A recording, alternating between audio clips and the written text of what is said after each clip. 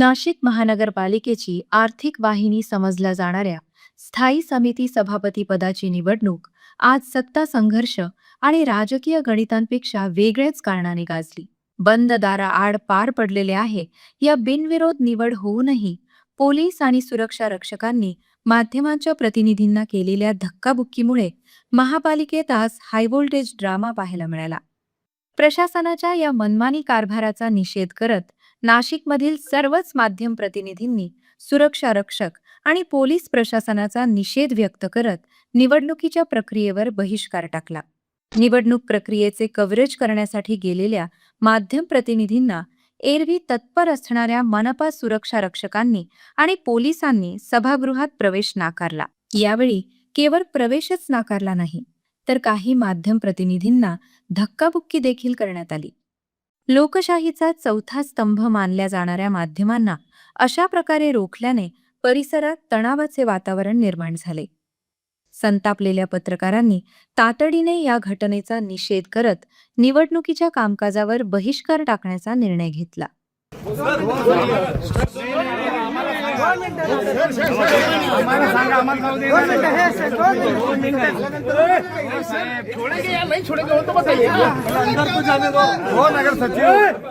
तुमच्या आदेशाने थांबवलंय बरं का आम्हाला.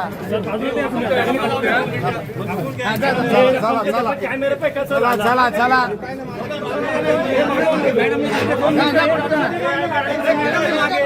अरे महिला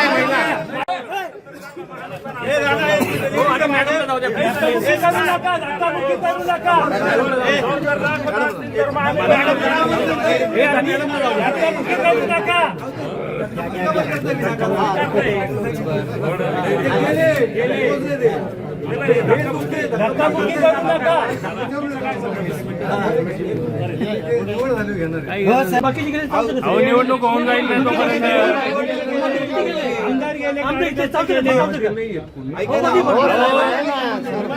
जे सदस्य नाही ते आतमध्ये गेलेले आम्ही बाहेर थांबतो ना. सभागृहात सभागृहात नाही जाते पोर्च मध्ये थांबतो इकडे.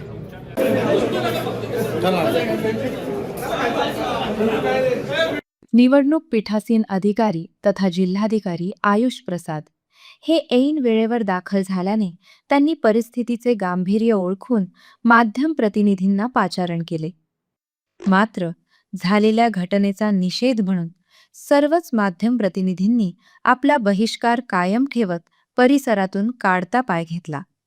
दरम्यान या सर्व प्रकाराबाबत महापौर हिमगौरी आहेर आडके यांनी पीठासीन अधिकारी जिल्हाधिकारी आयुष प्रसाद यांच्याकडे बोट दाखवत हा सर्व प्रकार केवळ गैरसमजातून झाला असून पोलीस आणि सुरक्षा मिळाल्याने योग्य सूचना न मोक्षाहीत माध्यमांचा सन्मान राखलाच गेला पाहिजे.